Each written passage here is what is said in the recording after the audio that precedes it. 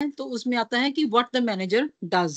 और कई बार जब हम मैनेजमेंट को एज फंक्शन की तरह बोलना चाहते हैं या प्रोसेस की तरह बोलना चाहते हैं, तो फिर वहां पे ये बोलते हैं कि वहां पे मैनेजमेंट की बजाय क्या वर्ड जो है मोस्ट सुटेबल है, दैट इज मैनेजिंग। ठीक है। अब डेफिनेशन देखिए मैनेजमेंट की। अब इसमें ना डेफिनेशंस काफी सारी दी हुई हैं और हम एक एक डेफिनेशन को पढ़ेंगे, क्योंकि आपके जो ना एमसीक्यूज है ना वो इस तरह से भी आ सकते हैं कि जैसे डेफिनेशन दे दी और पूछा कि ये डेफिनेशन किसने दी है।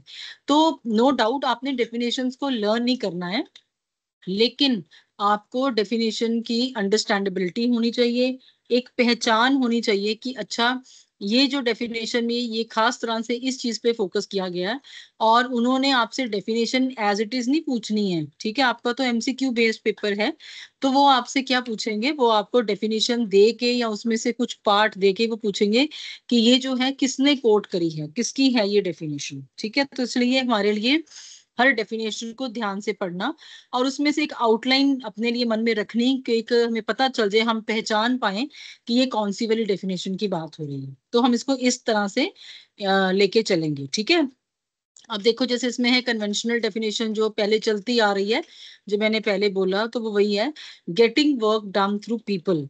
ठीक है, हम यही बोलते आ रहे हैं अभी तक, लेकिन अब एक और वर्जन है इसमें कि but real management is developing people through work. एक तो होता है लोगों से काम निकलवाना, लोगों से काम करवाना। तो उसमें क्या होता है कि उसमें जो लीडर है वो कई बार डेमोक्रेटिक ना होके ऑटोक्रेटिक भी हो जाता है, स्ट्रिक्ट भी हो जाता है, तानाशाह भी हो जाता है। लेकिन उस केस में जो लोग काम करेंगे ना, वो आउट ऑफ मोटिवेशन ही करेंगे, वो आउट ऑफ फियर करेंगे। तो जो रियल मैनेजमेंट है वो किसमें है, वो किसमें हम लोग देखते हैं, real management is developing people through work. के जो लोग हैं वो उनकी डेवलपमेंट होती है, उनको इस तरीके से काम में लगाया जाता है। ठीक है, कि उनका भी जो कैलिबर है वो ग्रो करता है और लोगों की जो डेवलपमेंट है वो उनके लिए एक बाई प्रोडक्ट है। लोगों को कैसे ये फील होगा, उनको जब आप इन्वॉल्व करके इंगेज करके पार्टिसिपेट करवा के उनको इंट्रिंसिक और एक्सट्रिंसिकली मोटिवेट करके, इंट्रिंसिक मोटिवेशन तो अंदर से होनी है, लेकिन एक्सटेंसिकली अगर आप मोटिवेट करके उनसे काम करवाते हो तो एक तरह से उनको भी ये लगना शुरू हो जाए कि ये काम एंटरप्राइज का नहीं है, ये काम मेरा है। तो जब मतलब कि हम ऑर्गेनाइजेशन के गोल्स को अपना गोल समझ लें, है ना, या फिर अपने गोल को हम लोग सबॉर्डिनेट कर दें ऑर्गेनाइजेशनल गोल के आगे, तो तब रियल मैनेजमेंट जो है वो वर्क करती है। ठीक है, तो ये जो डेफिनेशन है किसने दी है, आगा हसन अबेदी ने। तो ये आपने याद रखना है, बड़ी इंपॉर्टेंट डेफिनेशन है ये, कि आगे पीछे तो हम यही बोलते रहे हैं कि getting work done through people, लेकिन रियल मैनेजमेंट का मतलब क्या है, it is developing people through work. ठीक है, अगर इतना सा भी पीस अगर लिख दिया जाए एमसीक्यू में कि real management is developing people through work, ये किसने कॉइन की है टर्म, ये किसने डेफिनेशन दी है, तो आपको ऑप्शंस दी हो तो आप उसमें से पहचान लेंगे ना कि ये आगा हसन अबेदी की वर्डिंग है, पता चल जाएगा। Yes ma'am. Okay. Yes ma'am.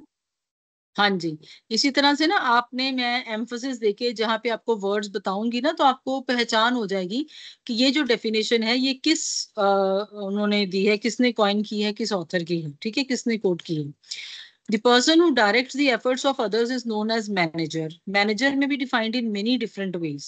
Many eminent authors on the subject have defined the term management. Some of these definitions are reproduced below.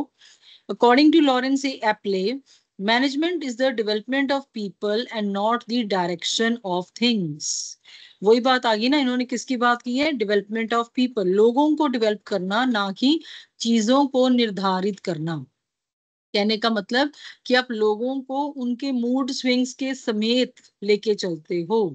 आप किसी को भी जैसे वो बोलते हैं ना कैरेट एंड स्टिक अप्रोच, तो आप अकेली स्टिक नहीं चला सकते काम करवाने के लिए, आप अकेले उन पर डंडा नहीं चला सकते हो, सो आप जस्ट उनको डायरेक्ट नहीं कर सकते हो।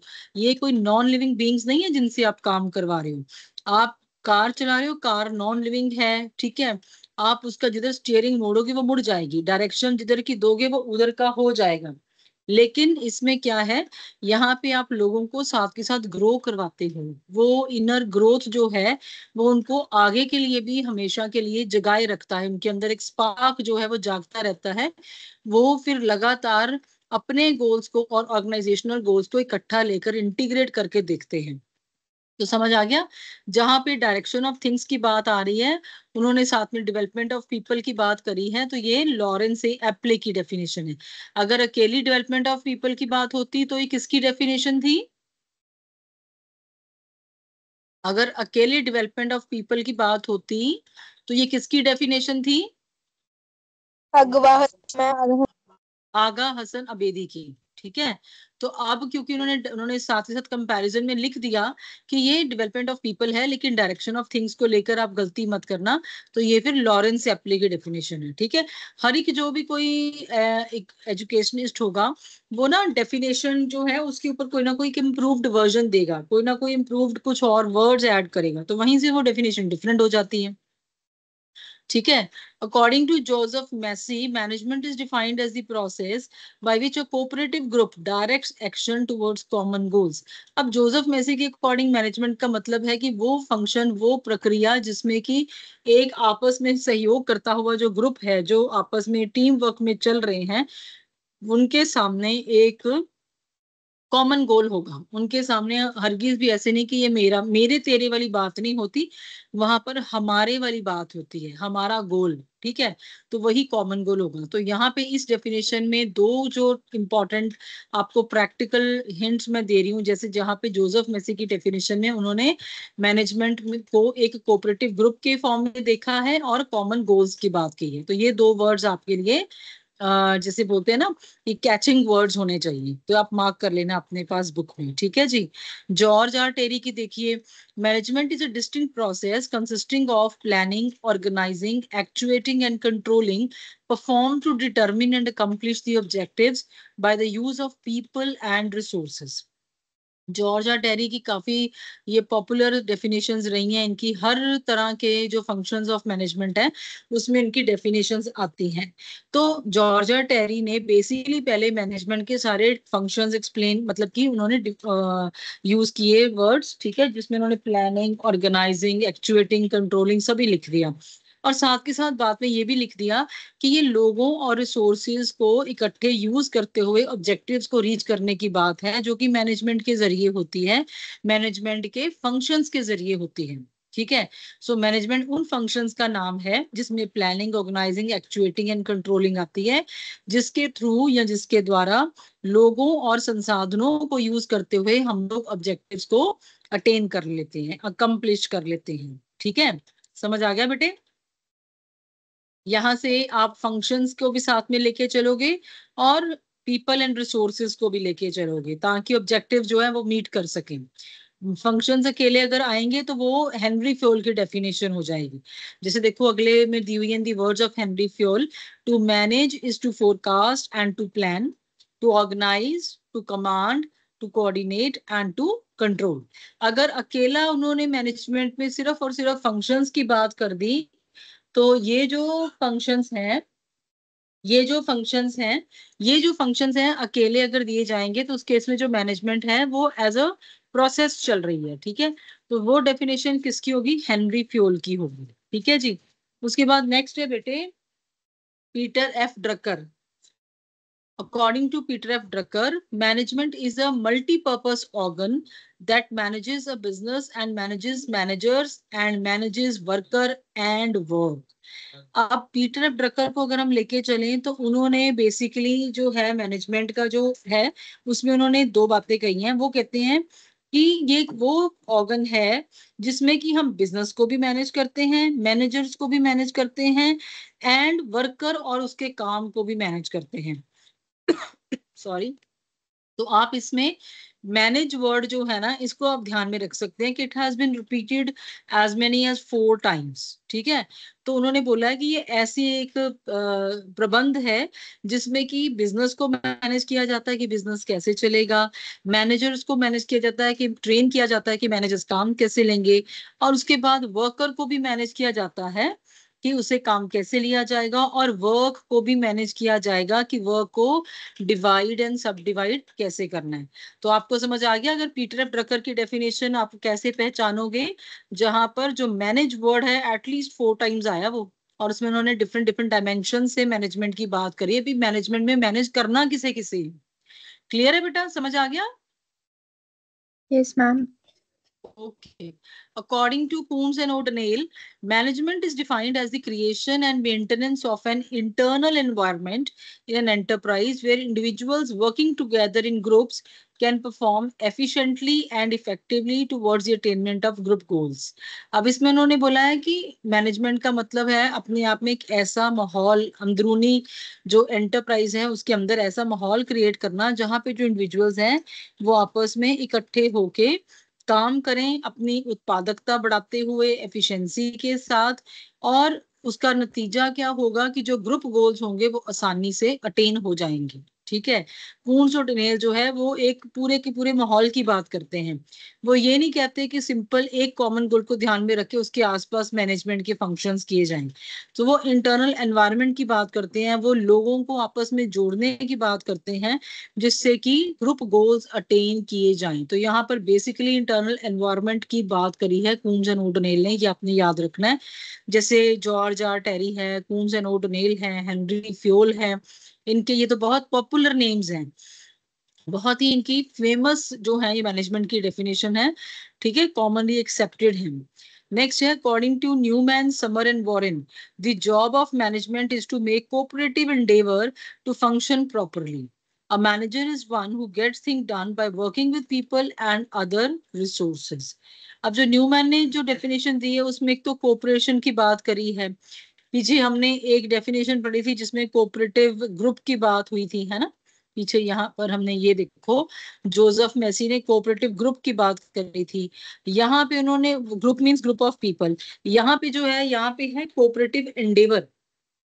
कोऑपरेटिव एंडेवर मतलब एक है तो ग्रुप की बात ही है, लेकिन यहाँ पे वो प्रोसेस में ले आए हैं मैनेजमेंट को कि जहां पर इकट्ठे मिलकर संगठन में एक जैसा मिला जुला टीम वर्क का काम हो रहा है, उसको हम बोलते हैं मैनेजमेंट। मैनेजमेंट का काम ही यही है जिसमें हम बोलते हैं कि सहयोगी जो लोग हैं आपस में इकट्ठे होकर एक दूसरे को सहयोग देते हुए काम कर रहे हैं। तो उसमें फिर आगे से एक्सप्लेन कर दिया, by working with people and other resources. यहाँ पे भी उसने रिसोर्सेज की बात भी करी है और उसने लोगों की बात भी करी है। तो एक तरह से ये जो डेफिनेशन बनी है ना न्यूमैन की, ये अगर आप ध्यान से देखें तो ये डेफिनेशन जोसेफ मेसी और थोड़ी सी इधर से इन्होंने वर्ड्स उठाए जैसे use of people and resources, George R Terry, तो इनको मिलाकर उन्होंने अपना एक अलग से मीनिंग दिया है जो उनको लगता है कि मैनेजमेंट जो है उसका मतलब क्या बनना चाहिए। ठीक है। In the words of Kimball and Kimball, management embraces all duties and functions that pertain to the initiation of an enterprise, its financing, the establishment of all major policies, provision of all necessary equipment, outlining of the general form of organization under which the enterprise is to operate, and the selection of the principal officers. The group of officials in primary control of an enterprise is referred to as management. अब वैसे तो अगर आपको देखो MCQ based question आएगा ना, तो इतनी लंबी डेफिनेशन पूरी की पूरी तो दी नहीं जाएगी, बट फिर भी अगर आप इसको देखें कंपैरिजन में बाकी डेफिनेशंस में के साथ, तो ये डेफिनेशन ज्यादा कॉम्प्रिहेंसिव है। ठीक है, इसमें उन्होंने सारा कुछ ही कवर कर दिया है। उन्होंने शुरुआत से लेके कि मैनेजमेंट में जो है ड्यूटी डिस्ट्रीब्यूशन की बात है, फंक्शंस की बात है, और वो एंटरप्राइज की शुरुआत से बात करते हैं कि जब से एंटरप्राइज हमने बनानी शुरू की, ठीक है, उसकी फाइनेंसिंग, उसमें जो पॉलिसीज बनेंगी, उसको कैसे चलाना है, फिर जो उसमें इक्विपमेंट रखी जाएगी। एक तरह से जैसे हम बात करें तो ऑर्गेनाइजेशन का जो इनिशियल स्टेज होता है, ऑर्गेनाइजेशन का जो हम शुरुआत करते हैं कि वो कैसे फंक्शनल होगी, उसके लिए जो सारा काम होता है उसके लिए स्पेशल प्रिंसिपल ऑफिसर्स लगाए जाते हैं। तो एक तरह से उन्होंने यहाँ पे ना मैनेजर की टर्म को रिप्लेस कर कर ग्रुप ऑफ ऑफिशियल्स का नाम दे दिया। ये इंपॉर्टेंट कॉइनिंग वर्ड है, यहाँ पे आप याद रख सकते हो, ग्रुप ऑफ ऑफिशियल्स या प्रिंसिपल ऑफिसर्स। तो ये जो लोग होते हैं primary control of an enterprise, it is refer to as management, तो इनको हम मैनेजमेंट का नाम देते हैं। तो आपको ये याद रहेगा ना कि किम्बल एंड किम्बल की डेफिनेशन में एक तो वो लंबी चौड़ी डेफिनेशन है, कॉम्प्रिहेंसिव है, दूसरा इसमें उन्होंने एक एंटरप्राइज की शुरुआत की स्टेजेस से बात करी है, और तीसरा सबसे इंपॉर्टेंट जो बाकी डेफिनेशन इसको अलग करती है उसमें क्या है, प्रिंसिपल ऑफिसर्स या ग्रुप ऑफ ऑफिशियल्स की बात करी गई है। ठीक है जी। अब ये तो था मैंने एमसीक्यू के पॉइंट ऑफ व्यू से, आपको एग्जामिनेशन पॉइंट ऑफ व्यू से जो मैनेजमेंट की डेफिनेशंस हैं वो हम लोगों ने अच्छे से समझ ली हैं, उसमें से जो कैचिंग वर्ड्स हैं वो देख लिए हैं, सो दैट कि अगर कोई भी डेफिनेशन आ जाए तो आप उसमें से निकाल पाओगे, कि ये पहचान पाओगे कि ये डेफिनेशन किसकी तरफ से दी गई है। ठीक है जी। अब वैसे अगर मीनिंग की हम बात करें तो उसमें अब इन डेफिनेशंस में से जो जस्ट निकल के आती है उसमें ये है कि it is clear that management is a technique of extracting work from others in an integrated and coordinated manner for realizing the specific objectives through productive use of material resources। एक तरह से उन्होंने जॉर्ज आर टेरी की definition को इकट्ठा लेके चले और भी इसमें बात करी है कि लोगों से काम कैसे निकलवाना है, निकलवाने वक्त ये सोचना है कि उनसे काम कोऑर्डिनेशन और इंटीग्रेशन के साथ, उनके सहयोग के साथ, आपस में डुप्लीकेशन ना हो किसी भी तरह की, कहीं भी कुछ मिसिंग आउट ना हो कोई फंक्शन। वो करना क्यों है, ताकि कुछ स्पेसिफिक लेड डाउन ऑब्जेक्टिव जो है उनको हासिल किया जा सके। और उसके लिए साथ के साथ ये है कि जो मटेरियल रिसोर्सेज हैं उनको प्रोडक्टिवली यूज किया जाए, उनकी वेस्टफुलनेस ना हो। तो उन्होंने बेसिकली मटेरियल और ह्यूमन रिसोर्सेज की कोऑर्डिनेटेड तरीके से यूज की बात के ऊपर जोर दिया है। ठीक है, यहाँ पे आगे उन्होंने फिर वही बात कर दी, mobilising the physical, human and financial resources. तो तीनों तरह के रिसोर्सेज, चाहे वो फिजिकल हैं, चाहे वो ह्यूमन हैं, और चाहे वो फाइनेंशियल हैं। देखो जब भी कोई ऑर्गेनाइजेशन काम करेगी उसमें फिजिकल रिसोर्सेज भी चाहिए, ह्यूमन फैक्टर तो चाहिए चाहिए, तभी फिजिकल के ऊपर काम होगा। और ह्यूमन भी तभी काम करेगा जब उसको पैसे दिए जाएंगे, और फिजिकल को खरीदने के लिए भी पैसे चाहिए, जैसे मशीनरी, लैंड वगैरह। तो इन तीनों का जो एक हार्मनी है, ये हार्मनी चाहिए किसके लिए, ताकि बिजनेस के गोल जो हैं उनको हासिल किया जा सके। तो जब इन तीनों से काम लिया जाएगा प्लान्ड तरीके में, कोऑर्डिनेटेड तरीके से, तो इसको हम मैनेजमेंट ही बोलेंगे। ठीक है जी। तो ये जनरल मीनिंग इसका बन के आता है यहाँ पे। इसमें अब आगे, इसके आगे ये है नेचर ऑफ द मैनेजमेंट, हम देखते हैं नेचर। अब इन डेफिनेशंस में से क्या निकल के आता है, फर्स्ट इज रिजल्ट ओरिएंटेशन। तो मैनेजर का जो प्राइमरी टास्क क्या है, कि वो सारा कुछ जो फंक्शंस है वो क्यों परफॉर्म कर रहा है, वो इसलिए परफॉर्म कर रहा है ताकि कुछ रिजल्ट्स आ सके। तो ये सोल्यूशन ओरिएंटेड एफर्ट होता है। ठीक है, आप किसी भी चीज के ऊपर अगर अपना ध्यान लगा रहे हो, उसको सीक्वेंस में ला रहे हो, प्रॉपर सिस्टमेटिक तरीके से प्लान करके काम कर रहे हो, तो नेचुरली उसका मतलब ये निकल के आता है कि you in a business enterprise आपका जो बेसिक एम है वो क्या है, मैक्सिमाइजेशन ऑफ द प्रॉफिट। ठीक है, ये है। नेक्स्ट आ गया बेटे ह्यूमन अप्रोच। ह्यूमन अप्रोच में वही बात आ जाती है कि किसी से काम निकलवाने के लिए, अब वो फिजिकल रिसोर्सेज तो है नहीं कि आप उसको डायरेक्शन दे दोगे और मूव करने शुरू कर देंगे, जैसे अभी हमने पढ़ा। ठीक है, तो इसमें we are going to get the work done through people. तो उसमें लोगों की जो कोऑपरेशन है उनकी मर्जी से ही आनी चाहिए, जबरदस्ती से नहीं। तो इसीलिए कून्स एंड ओडेनेल ने बोला, management is the art of getting things done through people in formally organised groups. ये बड़ी इंपॉर्टेंट डेफिनेशन का पीस उन्होंने लिया है, तो इसको अलग से भी देके एमसीक्यू लगा के पूछा जा सकता है कि ये डेफिनेशन किसकी कोट की हुई है। तो कून्स एंड ओडेनेल की, management is the art of getting things done, ये एक कला है किसी से काम लेना, through people in formally organise groups. वो लोग आपस में किसी एक फॉर्मल अथॉरिटी रिस्पॉन्सिबिलिटी रिलेशन में जुड़े हुए हैं और हम उनसे काम ले रहे हैं। और काम लेना सचमुच एक कला होती है, क्योंकि कई बार लोग काम करते हैं आउट ऑफ फियर, कई बार लोग जो है बहाने बना के काम से छूटने की कोशिश करते हैं। तो इन दोनों ही केसेस में जो भी काम होगा वो प्रोडक्टिव नहीं होगा, वो ऑप्टिमम रिजल्ट नहीं देगा।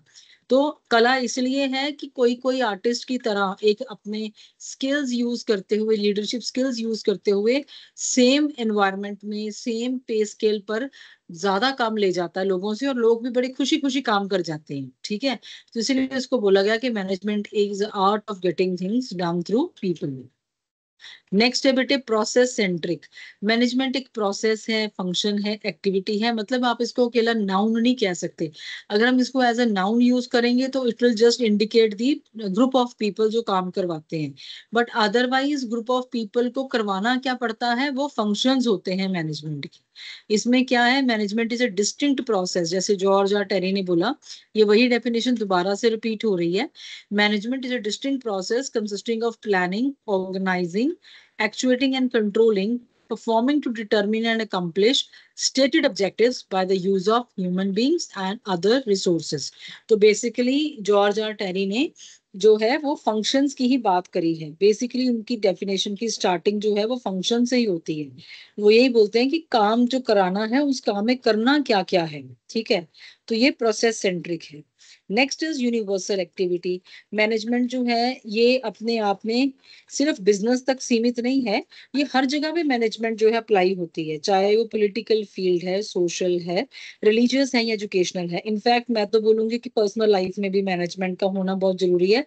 इनफैक्ट जहां जहां भी कहीं भी संगठन में काम होगा, जहां जहां भी ग्रुप एफर्ट होगा, वहां वहां मैनेजमेंट चाहिए होगी। आप खुद देखिए, जब आप आपस में अपने स्कूल लेवल पर कोई फंक्शन ऑर्गेनाइज करते हो, तो वहां पे आप लोग आइटम्स की इटनरी बनाते हो, फिर आप आइटम्स के लिए तैयारी करते हो। और जैसे डांस ही लेके चलो, कोई डांस ग्रुप डांस है, आप उसमें सीक्वेंशियल मूवमेंट्स जो है, सिमेट्रिक मूवमेंट्स को आप प्लान करते हो, प्रैक्टिस करते हो। उसमें से कोई एक जन है वो लीडर बनकर बाकियों को सिखाता है ना। और कहने का मतलब है कि अगर आप सभी अपने अपने ढंग से नहीं, मैं तो अपने स्टेप्स करूंगी, मैं तो अपना वो करूं, तो उस केस में फिर जो मैनेजमेंट अगर जो है अगर नहीं करके चलोगे, तो फिर आपका जो एक क्या बोलते हैं परफॉर्मेंस है, वो बढ़िया नहीं होती है। तो मैनेजमेंट हर जगह पे है। आप हॉस्टल में रह रहे हो तो रूम में आपस में 6 गर्ल्स इकट्ठे हो या बॉयज अगर इकट्ठे एक रूम में, तो फिर आप वहां पे उस रूम की सफाई कैसे रखनी है ना, आपने वहां पे कैसे एक दूसरे की हेल्प करनी है। तो नहीं तो ऐसे तो फिर रोज ही झगड़े होने शुरू हो जाए। तो जहां पे मैनेजमेंट होगी, जहां पे ग्रुप रह रहा होगा, ग्रुप इकट्ठा चल रहा होगा, क्लास की बात है, स्कूल की बात है, एजुकेशनल इंस्टीट्यूशंस की तुमने बात करी दी है, तो पर्सनली घर में भी अगर आपने कोई पार्टी ऑर्गेनाइज करनी है, तो नेचुरली वहां भी काम डिवाइड होगा, है ना। और वहां भी जो काम है वो आपस में डिस्कस करके उसमें देखा जाएगा कि हम लोग कैसे चलेंगे, कौन क्या काम करेगा, कुछ गलत हो गया तो कहाँ पे इसको कंट्रोल करना है। तो in fact everywhere, that is why it is said it is a universal activity applicable at all places at all times. ठीक है जी। नेक्स्ट है बेटे, management is a science as well as an art. Management एक art है, वो तो हम अभी बात करके हटेंगे, कला है, ठीक है। और इसको प्रैक्टिस करना पड़ता है। आप जैसे जैसे लोगों को मिलते जाओगे, उनसे काम लेते जाओगे, शुरू में दिक्कत आएगी, लेकिन बाद में जो है वो काम आपका आसानी से आप हैंडल करना शुरू कर पाओगे। It is also a science. Science क्यों है, क्योंकि इसमें जो प्रिंसिपल्स लगेंगे उसके पीछे जो है पूरी स्टडी की है, रिसर्च की है। और उन प्रिंसिपल्स का जो है एक ऑब्जेक्टिव्स को हासिल करने के लिए हमने इन प्रिंसिपल्स को बनाए गए हैं, उनको फॉर्मुलेट किया गया है, और उनके ऊपर पूरी तरह से कॉज एंड इफेक्ट रिलेशनशिप्स जो हैं वो लगा के देखी गई है। हम आगे भी इसको पढ़ेंगे डिटेल्ड में, management is a science as well as an art how, ठीक है। सो फिर भी आपको शॉर्टली पता होना चाहिए, management is a group activity. Naturally management की जरूरत पड़ती ही ग्रुप एफर्ट है जहां पे, वहीं पे इंडिविजुअल ने क्या मैनेजमेंट करनी है, इंडिविजुअल जो है उसने तो अपने अपने काम को, सिर्फ अपने काम से उसका मतलब है उसने अपने काम को देखना है। जब आप ग्रुप में चलते हो तो ग्रुप के साथ ही आपस में एडजस्टमेंट्स होती हैं। तो ऐसी जो एडजस्टमेंट्स में मैनेजमेंट का होना निहायत ही जरूरी हो जाता है। Then is management is a system of authority. Management में जो है एक सेटअप बना हुआ है, हियरिकल एक अथॉरिटी रिस्पॉन्सिबिलिटी का, जिसमें रूल्स बने हुए हैं, जिसमें एक जो ये निर्धारित है कि जो बॉस है वो सबॉर्डिनेट को कुछ ऑर्डर देगा, सबॉर्डिनेट उन ऑर्डर्स की जो है कंप्लायंस करनी होगी, उनको मानना होगा, ठीक है। तो ऐसे नहीं कि कोई कुछ भी कहीं से भी बोल दे, ऐसे नहीं चलता है। तो इसमें भी जो इसका जो फ्लो है वो प्रॉपर तरीके से चैनल से चलता है, डाउनवर्ड अपवर्ड इस तरीके से जैसे कम्युनिकेशन चलती है, ठीक है। ऊपर से ऑर्डर्स आते हैं टॉप लेवल से, नीचे से सजेशंस, कंप्लेंट्स या ग्रीवियंसेस जाते हैं, जिनको फिर टॉप लेवल मैनेजमेंट एड्रेस करती है, ठीक है। उसके बाद है बेटे, मैनेजमेंट इन्वॉल्व्स डिसीजन मेकिंग। इसमें देखो, जब मैनेजमेंट की बात आती है तो नेचुरली हमने ऑर्गेनाइजेशनल गोल्स अचीव करनी है। तो ऑर्गेनाइजेशनल गोल्स को अचीव करने के लिए कई बार बैठकर डिस्कशंस करनी पड़ती हैं, कई बार कई तरह के फैसला कुन स्थितियां होती हैं जहाँ पे कुछ इंपॉर्टेंट डिसीजंस लेनी पड़ती हैं, क्योंकि नेचुरली इसमें फिजिकल, ह्यूमन और फाइनेंशियल रिसोर्सेज इंगेज्ड हैं, इन्वॉल्व हैं। तो इसमें डिसीजन मेकिंग के बिना तो हम चल ही नहीं पाएंगे। ठीक है। Management implies good leadership. अब इसमें ये है कि क्योंकि देखो हम इसमें बात कर रहे हैं कि एक कला है काम करवाने की, तो नेचुरली जो काम करवा पा रहा है उसमें लीडरशिप क्वालिटीज हैं तभी तो करवा पा रहा है ना। तो इसमें बोला management of the high order implies the capacity of the managers to influence the behaviour of the subordinates. तो कैसे कोई अपनी बात में किसी को लेकर, कोई वाकपट्टू होगा जिस वजह से वो दूसरे से काम जो है उसकी मर्जी के बगैर भी उसकी मर्जी को बीच में लेकर उससे काम ले लेगा, करवा लेगा। तो इसका मतलब एक अच्छी लीडरशिप की निशानी है जो management. Management is a dynamic activity, मतलब ये कंटिन्यूअस एक्टिविटी है, इसमें जैसे जैसे चेंजेस आती हैं प्रोसेस को अडॉप्ट करते चले जाते हैं। Next is multi disciplinary. अब इसमें ये है कि मैनेजमेंट जो है सिर्फ आप कॉमर्स में नहीं ऐसे पढ़ते हो, इसके अलावा ये दूसरे डिसिप्लिन्स में भी सब्जेक्ट ऑफ स्टडी भी है और इसकी प्रैक्टिकल एप्लीकेशन भी है। इकोनॉमिक्स में भी चलता है मैनेजमेंट में। ठीक है। आप डिफरेंट प्रॉब्लम्स को सॉल्व करते हो, मैथ्स में भी आप स्टेप्स बना के, साइकोलॉजी में आप ह्यूमन माइंडसेट और ह्यूमन बिहेवियर की बात करते हो। तो हर जगह पे इनफैक्ट उन्होंने बोला है कि ये कंपार्टमेंटलाइज नहीं है, तो हर जगह पे इसकी जो है दूसरे डिसिप्लिन्स में भी उतनी ही इंपॉर्टेंस है जितनी की कॉमर्स में। ठीक है। नेक्स्ट आ गया बेटे गोल ओरिएंटेड। मैनेजमेंट जो है रिजल्ट ओरिएंटेड है, गोल होना चाहिए पहले स्टेटेड, तभी मैनेजमेंट की जाएगी। लेवल्स की बात मैंने आपको पहले ही बता दी कि इसमें सभी लेवल्स पर होती है management. Management need not be owners. अब इसमें जो मैनेजर्स हैं वो जरूरी नहीं कि ओनर्स हों। तो ये तो वही आपका जो बेसिक प्रिंसिपल है कि डुअल एस्पेक्ट है ना। तो उसमें हम लोग वो बोलते हैं ना, डुअल एस्पेक्ट नहीं, जिसे हम बोलते हैं कि मैनेजमेंट और जो ओनर्स हैं वो सेपरेट हैं। ठीक है। They are not the same, business entity concept है जैसे वो वाला, तो उसमें बिजनेस एंड बिजनेस एंटरप्राइज या डिफरेंट। तो बाद में जब हम लोग जो मैनेजमेंट और ओनरशिप को उन्होंने डिवाइड कर दिया, अलग कर दिया, ये करना जरूरी भी है क्योंकि जिन लोगों ने पैसे लगाए और जो मैनेज कर रहे हैं वो दो सेपरेट एंटिटीज हैं। आगे चल के आप लोग स्टीवर्डशिप थ्योरी और एजेंसी थ्योरी भी पढ़ोगे, वो इसी के ऊपर ही बेस्ड है कि भाई जो मैनेजर्स हैं और ओनर्स हैं वो डिफरेंट होते हैं और उनका आपस में सामंजस्य कैसे कायम किया जाता है। Next is management is intangible. अब मैनेजमेंट जो है आपको कहीं पे नजर नहीं आती, हाँ मैनेजर जरूर नजर आता है, पर मैनेजर जो कर रहा है वो नजर नहीं आता है, हाँ उसके रिजल्ट्स जरूर नजर आते हैं। ठीक है। सो कहने का मतलब है कि जो भी फंक्शंस हैं मैनेजमेंट के, उसको आप उसके रिजल्ट्स में ही देख सकते हो। The results of the management can be witnessed in terms of improved performance, profitability, productivity etcetera. तो मतलब आप इन चीजों में देखते हो कि वो जो एम्प्लॉयज हैं, क्या उनकी जो परफॉर्मेंस है, जो उनकी कार्यशैली है उसमें कुछ इम्प्रूवमेंट आया है, क्या उनकी उत्पादकता है जो वो बड़ी है। तो ये सारी चीजें आप देखते हो। ठीक है जी। आई होप कि आपको नेचर क्लियर हो गया होगा बेटे। Yes, ma'am. प्लीज। ठीक है। नेक्स्ट हम लोग चलते हैं बेटा।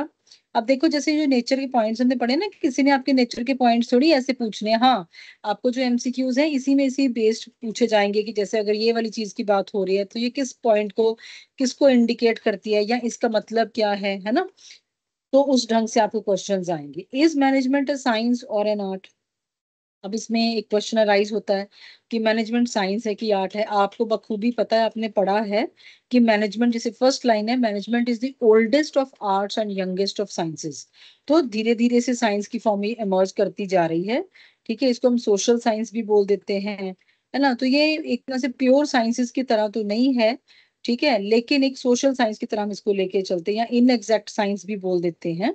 तो अगर हम इसको एज अ साइंस की तरह बात करके चलें तो उसमें जो पॉइंट्स हैं जो निकल के आते हैं उसमें वो बोलते हैं कि देखो साइंस क्या होती है। साइंस एक बॉडी ऑफ नॉलेज है जिसमें कंसेप्ट्स हैं, हाइपोथेसिस, थ्योरी है, एक्सपेरिमेंटेशन है।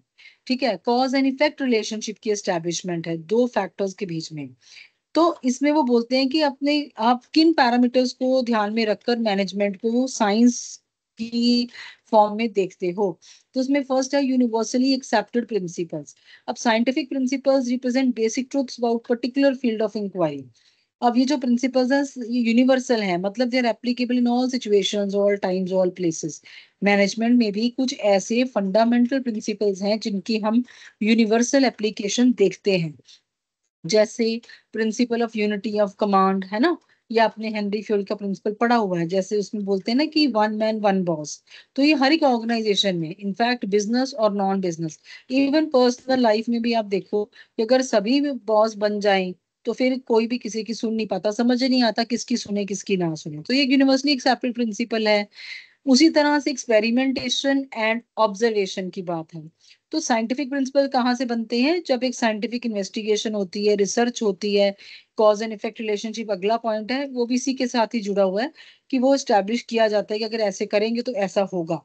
तो इन्होंने मैनेजमेंट प्रिंसिपल के ऊपर वही लगा के देखा, वो भी कहते हैं कि ये भी साइंटिफिक इंक्वायरी के ऊपर ही बेस्ड है। तो इसमें है कि सिर्फ एक ओपिनियन बेस्ड नहीं है, इनको भी एक्सपेरिमेंट्स और प्रैक्टिकल एक्सपीरियंसेस के थ्रू और ऑब्जर्वेशंस के थ्रू रिकॉर्डिंग कर करके इन्होंने उस चीज को साबित किया होता है।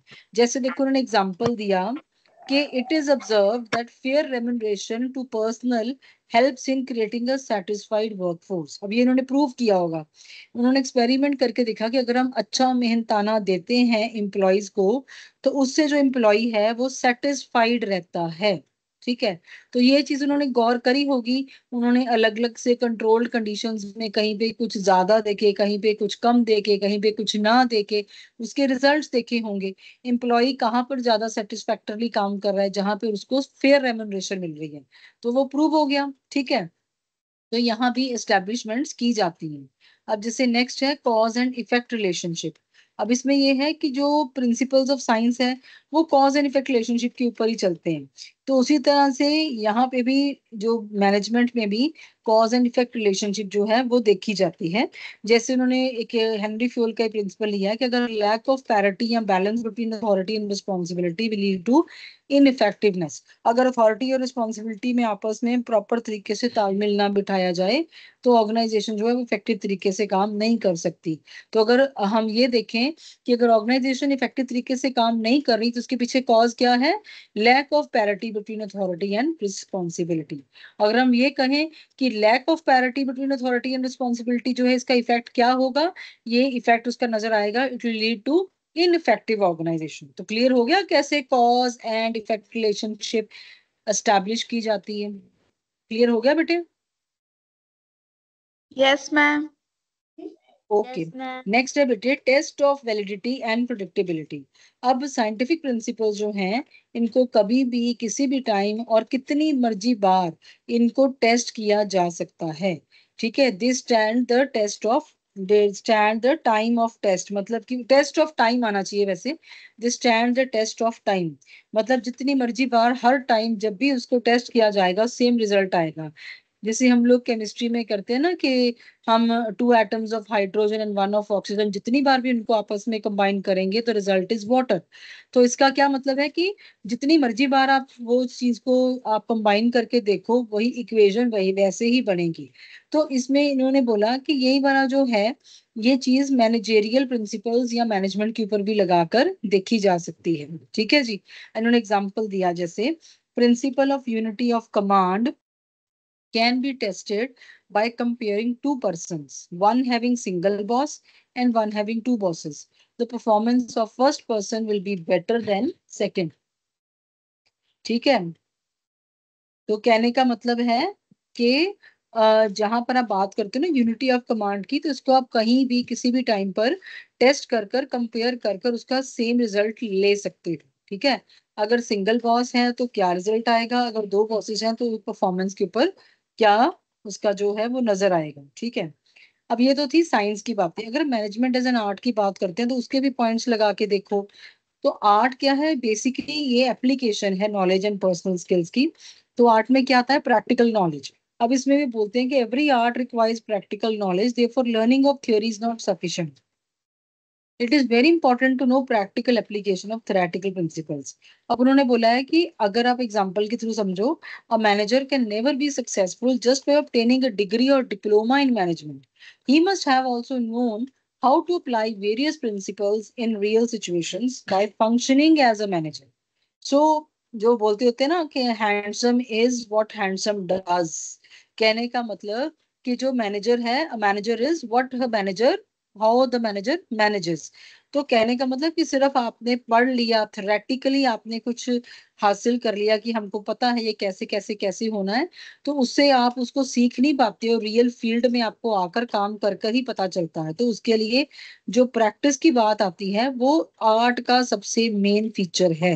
अगर आप ये बोलो कि हमें मालूम है कि कार कैसे चलानी है या कंप्यूटर कैसे चलाना है, आप स्टेप्स जॉट डाउन करते जा रहे हो, आपने रट लिए हैं, आप सुना भी रहे हो, लेकिन जब आपको कार की सीट पर बिठाया जाता है तो आपको तो समझ ही नहीं आता चलानी कैसे, स्टार्ट कहाँ से करनी है ना, उसको स्टीयरिंग कहाँ से उसकी करनी है, उसका क्लच कहाँ से दबाना है, उसको ब्रेक कहाँ से देनी है, एक्सेलरेट कहाँ से करना है। उसी तरह से कंप्यूटर कैसे चलाना है। मतलब कि प्रैक्टिकल नॉलेज एक होता है, जैसे कई स्कूल्स में ना छोटी क्लासेस में ये बड़ा एक इम्पोर्टेंट एक सिग्निफिकेंट है एरिया जहां पर ध्यान देने की जरूरत है कि प्रैक्टिकली कुछ करवाया नहीं जाता और कंप्यूटर जैसे सब्जेक्ट को भी थ्योरेटिकली स्टेप्स उसके रट्टे लगवा के पेपर ले लिया जाता है। तो वहां पे जो बच्चे हैं, आपको आप समझते होंगे कि उनको कितना को आता होगा कंप्यूटर चलाना, खाली लर्न कर लेने से और पढ़ लेने से। इनफैक्ट वो तो उल्टा ही समझ नहीं आता बिल्कुल।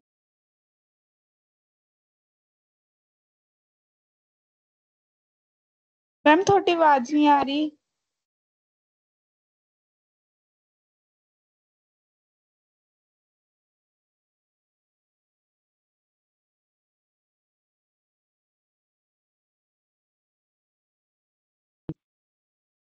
हाँ जी, आवाज आ रही है अभी? Yes, ma'am. Yes ma'am. बेटे, बेटे मैंने प्रैक्टिकल नॉलेज के बारे में बताया, आपका मिस तो नहीं हुआ? बताऊं दोबारा से? Yes, ma'am. यस मैम हाँ जी दोबारा। बेटे देखो, हाँ जी, प्रैक्टिकल नॉलेज का मैं आपको ये बता रही थी कि हर चीज की जो है थ्योरेटिकल नॉलेज जो है वो अपने आप में सफिशिएंट नहीं होती। आपको इसके पहले वाला समझ आ गया, ये वाला जो हम साइंस का कर रहे थे? Yes, ma'am. यस ये मैम। इसमें आवाज आ रही थी ना, यहाँ पे मिस हुई है, प्रैक्टिकल नॉलेज में मिस हुआ है बेटे? Yes, ma'am. Yes, ma'am. Yes okay okay. हाँ जी, मैं ये बता रही थी आपको कि प्रैक्टिकल नॉलेज अपने आप में बहुत जरूरी है, बेसिक कंपोनेंट है ये आर्ट का। ठीक है, अगर हम ये बोलें कि हम लोग जो हैं कार ड्राइविंग के स्टेप्स को लर्न कर लेंगे या कंप्यूटर कैसे चलाते हैं हम उसको लर्न कर लें और हमें को कंप्यूटर चलाना आ जाएगा, या कार कैसे चलाते हैं उसके स्टेप्स को लर्न कर लें और तोते की तरह रट लें और फिर हम हमारे को ड्राइविंग सीट पे बिठा दिया जाए, तो क्या हम आगे कॉपी रख के वो रटा हुआ बोल के हम चला पाएंगे कार? ऐसा तो नहीं होगा ना। उसी तरह से कंप्यूटर का भी यही है कि आप जैसे मतलब जो स्किल, जहां पे स्किल चाहिए वहां पे उस स्किल की प्रैक्टिस भी चाहिए। और इसीलिए है कि जो मैनेजर है उसके लिए यही बोला जाता है कि जैसे हम बोलते हैं ना कि handsome is what handsome does, उसी तरह से मतलब जो manager is what how he performs, how he manages.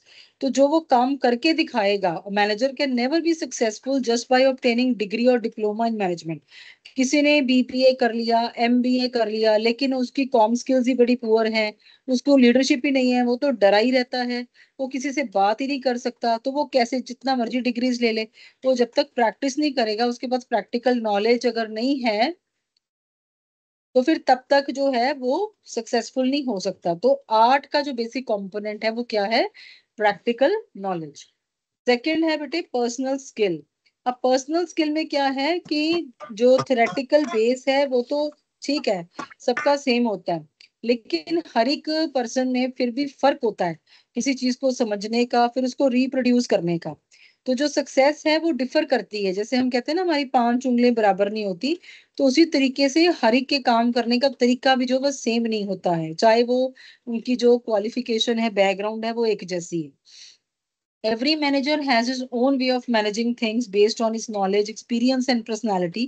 That is why some managers are known as good managers, whereas others as bad. तो उन्होंने गुड मैनेजर्स में एग्जांपल्स भी लिख दिया, आदित्य बिरला, राहुल बजाज, ऐसे करके। तो कहने का मतलब है कि देखो, अगर आप सही ढंग से अपनी फिलॉसफी भी होती है, अगर कोई पर्सन ऑप्टिमिस्ट है, अगर वो पॉजिटिव माइंडेड है, तो नेचुरली उसके काम में वो सारी चीजें नजर आएंगी। और अगर कोई पेसिमिस्ट है, नेगेटिव एटीट्यूड है उसका लाइफ की तरफ, तो नेचुरली वो उसका काम करने का तरीका भी उसी तरह से इन्फ्लुएंस्ड होगा। तो ये एक पर्सनल स्किल की बात भी है। ठीक है, so next is creativity. Creativity में क्या है, every artist has an element of creativity in line, that is why he aims at producing something that he has never existed before, which requires combination of intelligence and imagination. तो management तो अपने आप में बहुत creative है। देखो यहाँ पर हम लोगों ने काम लेना है, ठीक है, human and non human resources को यूज करना है, तो इसमें इनको कंबाइन कैसे करना है, किस तरीके से काम लेना है, ताकि काम करने वाले अपने मन से काम करें, ठीक है। तो उसके लिए एक जैसा तरीका नहीं चलेगा, उसमें कोई ना कोई फेरबदल है ना, कोई ना कोई मोटिवेशन उसमें इंट्रोड्यूस करनी पड़ेगी, कोई ना कोई नॉवेलिटी इंट्रोड्यूस करनी पड़ेगी। तो जो मैनेजर है वो बहुत क्रिएटिव होना चाहिए। जैसे एक पेंटर है, अगर वो पेंटिंग बना रहा है तो उसकी हर पेंटिंग दूसरी अपनी दूसरी पेंटिंग से डिफरेंट होनी चाहिए, थीम बेस्ड अलग से होनी चाहिए, प्रेजेंटेशन एरिया पे उसको अलग से क्रिएटिवली काम करना पड़ेगा। तो सेम ढंग से वो काम नहीं करेगा, ठीक है। तो इसीलिए वहां पे उसकी क्रिएटिविटी के करके ही वो अप्रिशिएट किया जाता है। सो ये एक आर्टिस्ट का एक बेसिक कंपोनेंट होता है। Next is perfection through practice. Naturally हम लोग बोलते हैं प्रैक्टिस मेक्स मैन परफेक्ट, है ना, करत करत अभ्यास जड़मत होत सुजान, है ना। तो किसका मतलब ये है कि जैसे जैसे जितनी बार भी हम किसी चीज को प्रैक्टिस करते जाते हैं तो हम उसमें प्रोफिशिएंट होते जाते हैं। एक जो आर्टिस्ट है, कोई सॉन्ग्स गा रहा है, कोई अगर कोई इंस्ट्रूमेंट बजा रहा है, या किसी और कोई स्पोर्ट्स इवेंट है उसमें कोई प्रैक्टिस कर रहा है, जो लोग इतने बड़े वर्ल्ड रिकॉर्ड्स कायम कर देते हैं तो वो एक ही रात में थोड़ी हो जाता है, उन्होंने खूब ज्यादा प्रैक्टिस की होती है उसको, ठीक है। तो जो मैनेजर होते हैं वो भी जो है वो लगातार लोगों के साथ बात करते हुए, गलतियां करते हुए, उन गलतियों को में से कुछ सीखते हुए मैनेजमेंट प्रिंसिपल्स को अप्लाई करते चले जाते हैं। तो उससे उनकी जो जॉब है मैनेज करने की लोगों को, वो पॉलिश्ड होनी शुरू हो जाती है। अब देखोगे जब कोई नया ज्वाइन करता है ऑर्गेनाइजेशन में, उसका बिहेवियर कुछ अलग होता है, लेकिन जब वो कुछ साल उसको हो जाते हैं, लोगों के साथ उसकी जो इंटरेक्शन है वो बेहतर होनी शुरू हो जाती है। तो यही परफेक्शन थ्रू प्रैक्टिस का पॉइंट है। Next is goal oriented. तो जो मैनेजमेंट है उसमें एक particular specific pre determined target होना चाहिए, उसी की तरफ ही सभी जो फोकस होती है एनर्जी मैनेजमेंट के सारे रिसोर्सेज और फंक्शंस उसी की तरफ ही लगे होते हैं, उसी को ही हासिल करना होता है। अब हम दोनों के पॉइंट्स अगर मैनेजमेंट में लगा के देखें तो we come to this conclusion कि management is both an art and a science. इसका मतलब मैनेजमेंट में दोनों के फीचर्स हैं, क्योंकि हम लोगों ने देखा था कि साइंस के भी कुछ पॉइंट्स हैं वो मैनेजमेंट पे अप्लाई होते हैं, ठीक है। वहां पे भी बॉडी ऑफ प्रिंसिपल्स है हमारे पास, वहां पे भी कॉज एंड इफेक्ट रिलेशनशिप जो है वो चलती है, वहां पे भी ऑब्जर्वेशन एंड एक्सपेरिमेंटेशन होती है, और साथ के साथ वो आर्ट भी है, क्योंकि आर्ट में क्या है कि उसमें स्किल्स भी चाहिए होती हैं पर्सनल, और मैनेजर जो हैं उनको प्रैक्टिस भी करनी पड़ती है अपनी जो मैनेजिंग स्किल्स हैं, जो लीडरशिप है। तो इसकी वजह से हम कह सकते हैं कि it is both science as well as an art. Easiest question अगर एमसीक्यू की फॉर्म में यहाँ से आए तो वो यही पूछ लेंगे कि मैनेजमेंट का नेचर क्या है, वो साइंस है, वो आर्ट है, वो बोथ है, कि वो नन है। तो आप बड़े आराम से इसका आंसर दे देंगे, ठीक है। नेक्स्ट इसमें है स्कोप ऑफ मैनेजमेंट। अब जो स्कोप है इसमें उन्होंने 3 ब्रॉड ग्रुप्स में डिवाइड किया है, हर्बिसन और मायर्स ने, ये नाम याद कर लेना आप, क्योंकि स्कोप अपने आप में ये जनरल नहीं दिया होगा, ये उनकी तरफ से है। तो वो स्कोप को 3 कैटेगरीज में लेते हैं, economic resource, system of authority, class और इलाइट। हाँ जी, स्क्रीन नजर आ रही है सबको, आवाज आ रही है बेटे? Yes, ma'am. Yes, ma'am. Okay. Yes. हाँ जी, anyone who wants to read?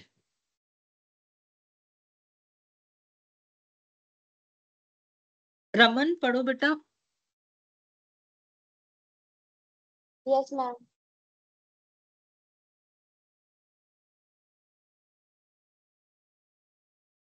हाँ जी पढ़िए। Let us understand each of them one by one. Economic resources.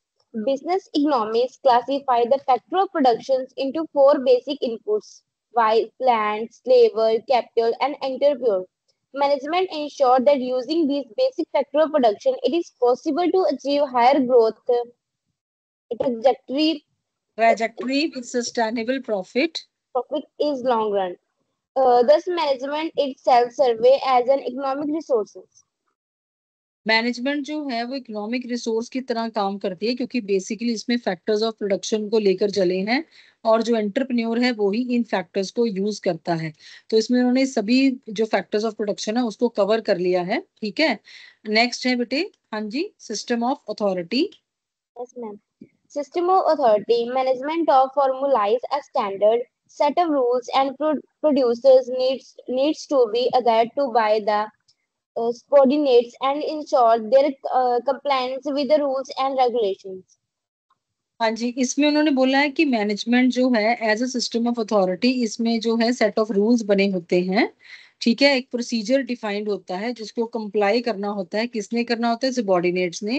तो ये प्रॉपर सीक्वेंस के साथ ये चलता है, प्रॉपर रूल्स को सिक्वेंशियल फॉर्म में ले डाउन किया होता है और उसको वैसे ही प्रोटोकॉल को फॉलो करना होता है। ठीक है, हाँ जी, क्लास और elite. Class or elite. Management is considered to be a distinct class that has its own value system. Manager class, often referred to as a collective groups of these individuals that perform managerial activity, its essential components of each organization.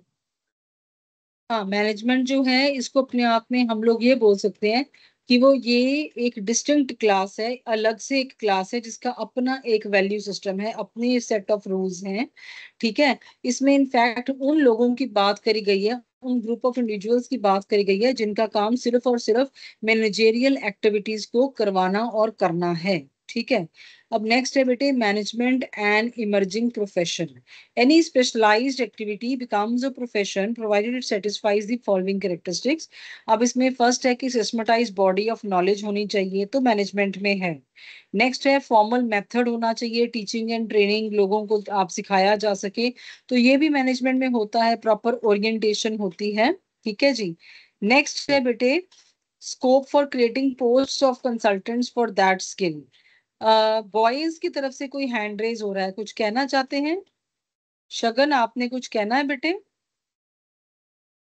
पहले boys की तरफ से hand raise हुआ, आप शगन की तरफ से कुछ डाउट है तो पूछिए प्लीज। एनीबडी? मैम हाँ जी, एक पॉइंट नहीं समझ आया जो थर्ड पॉइंट था स्कोप ऑफ मैनेजमेंट का। स्कोप ऑफ मैनेजमेंट का थर्ड पॉइंट, हाँ जी, इसमें बेटे उन्होंने ये बोला है कि मैनेजमेंट को अगर हम नाउन की तरह देखें तो मैनेजमेंट अपने आप में ग्रुप ऑफ स्पेशल इंडिविजुअल्स की बात करता है। जैसे हम कहते हैं ना कि अलग से एक उन्होंने सेगमेंट कह दिया कि जो क्लास ऑफ लोग जो हैं, मैनेजर्स को हम लोग साधारण लोगों के साथ मिला नहीं सकते। ये कहते हैं कि ये वो लोग हैं जिनको प्रॉपर ट्रेनिंग दी गई है कि जो कि कलेक्टिवली, जहां जहां भी कलेक्टिव ग्रुप ऑफ लोग हैं उनसे काम निकलवाना है। तो ये इनका जो बेसिक जो काम है वो मैनेजेरियल एक्टिविटीज में लिप्त होकर डिफरेंट फंक्शंस परफॉर्म करवाना है। ठीक है, तो आप मैनेजर्स को अलग ढंग से, अलग एक नजर से देखते हो, उनकी एक अलग से ही, क्योंकि उनका देखो उनका जो काम है ना वो काम करवाना है, काम करना नहीं है। तो इसलिए उनको डिफाइन अगर किया जाए तो उनको हम अलग से रख लेते हैं कि ये अलग क्लास है। ठीक है, क्लास ऑफ पीपल है, कलेक्टिव ग्रुप ऑफ पीपल है, अलग से इनको हम अलहदा करके देखते हैं, सेपरेट करके देखते हैं, क्योंकि इनका काम करवाने के लिए अपना अलग का एक वैल्यू सिस्टम होता है। ठीक है जी, समझ आ गया बेटा? हाँ जी शगन, यस ओके। हम लोग कर रहे थे बेटे management as an emerging profession. तो मैं इसमें आपको बता रही थी कि इसमें सिस्टमेटाइज्ड बॉडी ऑफ नॉलेज है। ठीक है, वो तो मैनेजमेंट में होती है। फिर उनमें एक फॉर्मल मेथड होता है जिसमें कि लोगों को ट्रेन किया जाता है। ठीक है, और उसके साथ ही कंसल्टेंट्स जो होते हैं वहां पे होते हैं जो कि आपकी स्किल को पॉलिश करने के लिए साथ के साथ ओरिएंटेशन भी करवाते हैं। और उसके साथ है कि formation of an association bye such consultants, तो अलग अलग एसोसिएशन बनी होती है, हम आगे पढ़ेंगे। ठीक है, तो ये जो एसोसिएशन होती है इनकी, जैसे डॉक्टर्स की एसोसिएशन है तो वो आईएमए है ना, इस तरह से अलग अलग जो एसोसिएशन हैं वो बनी होती है। अब जैसे कॉस्ट एंड वर्क्स अकाउंटेंट्स हैं तो इनकी जो है एसोसिएशन, वो क्या, इसको क्या बोलते हैं, सीएमए CMAs की एसोसिएशन है, तो इनकी एक रेगुलेटरी बॉडी भी होगी। जैसे CMA की रेगुलेटरी बॉडी का क्या नाम है, ICMAI, ठीक है। तो इस तरह से, और इनका प्रोफेशनल लोग होते हैं, तो इनमें अपना एक कोड ऑफ कंडक्ट होता है। कहने का मतलब कि उन्होंने क्या बिहेवियर नॉर्म्स को फॉलो करना है, dos and don'ts of their behaviour, वो बताए जाते हैं, ठीक है। By closely studying the position of management, we find that it does not satisfy all the characteristics in full, although attempts are going to develop it into a fully fledged profession. अब कुछ एक points ऐसे हैं जहां पे हमें लगता है कि as a profession it is actually emerging as a profession, हम यही कंक्लूजन देखते हैं। ये कुछ एक पॉइंट्स हैं जहां पे हमारे को लगता है कि ये फुल फ्लेज प्योर प्रोफेशन नहीं है, तो उन्होंने इसीलिए इन्होंने बोल दिया कि इसको हम लोग डेवलपिंग एज अ प्रोफेशन बोल देते हैं, ठीक है। Next is it is important, अब इसमें ये कंक्लूडिंग पार्ट आ गया है इस चैप्टर का, कि हम लोग अगर कहें तो हम क्या बोलेंगे कि एक फ्रेमवर्क है जिसमें ऑर्गेनाइजेशन ने काम करना है, ठीक है, और उसमें डिफरेंट सब सिस्टम्स हैं, और नेचुरली मैनेजमेंट जो है ये इनके ऊपर काम करती है ताकि सभी सिस्टम्स को इकट्ठे किया जा सके, ठीक है।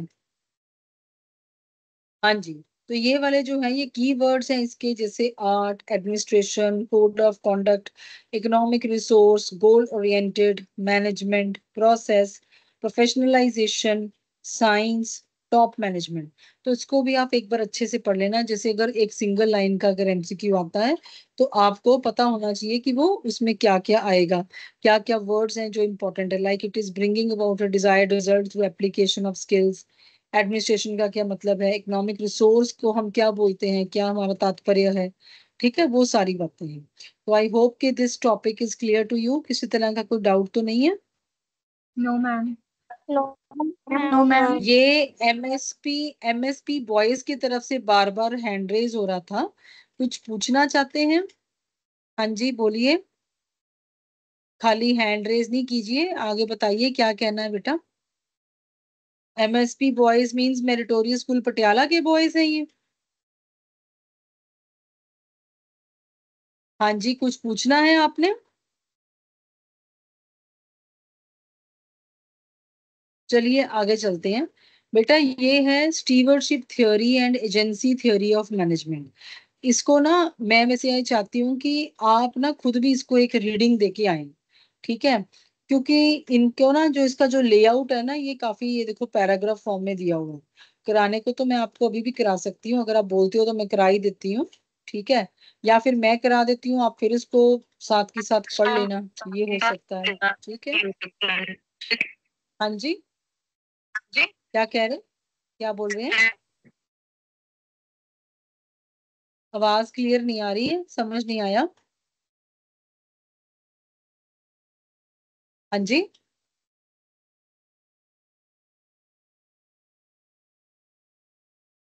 ये है कि इसके बाद जो नेक्स्ट है ना बेटे आपका टॉपिक, ये आपके लिए नया टॉपिक है ना, तो ये जो है ना ये टॉपिक ये आपके लिए आपने किया हुआ है, planning, organising, staffing and leading. तो इसको हम कर सकते हैं आराम से फटाफट से। उसमें मैं चाहती हूँ कि एक बार, क्योंकि ये नया है, तो आप भी एक बार इसको पढ़ लें, या तो पहले प्री रीडिंग दे लें, नहीं तो फिर पोस्ट रीडिंग दे लें। कैसे करना है, ये कराऊं अभी के पहले वो कर लें प्लानिंग वाला? पहले प्लानिंग वाला कर पहले ये करें पहले प्लानिंग वाला? Yes ma'am.